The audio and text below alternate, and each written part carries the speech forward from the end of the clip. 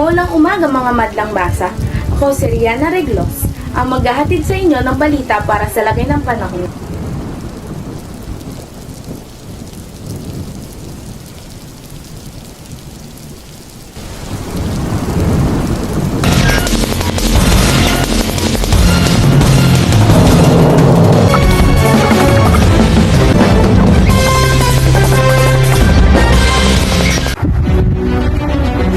Maulang umaga mga madlang basa. Ako si Riana Reglos, ang maghahatid sa inyo ng balita para sa lagay ng panahon ngayon. Kasalukuyang nananalanta ang Bagyong Delta, lalo na sa mga lugar sa Batangas, gaya ng Tanawan, Calaca, Santo Tomas at Lipa na nasa signal number 4 na.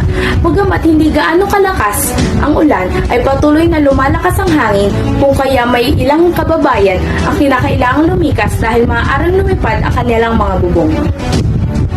Kaya ngayon ay nakatanggap kami ng balita galing sa gobyerno na ikinansela na ang mga klase sa mga lugar na ito, pampubliko man o pampribado, at kinder hanggang senior high school. Muli, dahil sa Bagyong Delta, ang klase sa mga lugar sa Tanawan, Calaca, Santo Tomas at Lipa ay kanselado. Hala, cancel ng klase. May kinansela Yun, walang pasok. Nice one. pampubliko man o pampribado, at kinder. Hala, walang pasok. Bakit naman ngayon? Nag-aral pa ako kagabi. Yan lamang po ang ating balita sa ating lagay ng panahon. Ang lahat ay mag-ingat, tandaan, muli, mabuti ang may alam. Maraming salamat, madlang masa.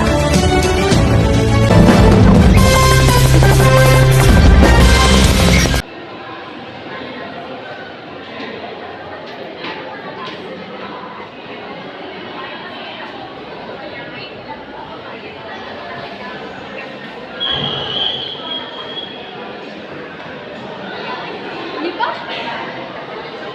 Lipa?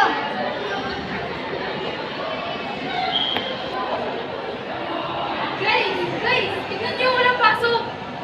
Wala ako nga, no? Ano ba yan? Pumasok pa naman ako? Ngayon lang ba yan? Sana di na lang ako pumasok. Kaya nga, hindi naman ganun kalakas yung ulan eh. Pero siguro dahil sa lakas ng hangin kaya nila kinansela. Kahit pa, nakapasok na tayo eh, huli na. Walang pasok? Guys, walang pasok! Ha? Hindi nga. Oo, narinig ko sa mga estudyante kanina sa labas.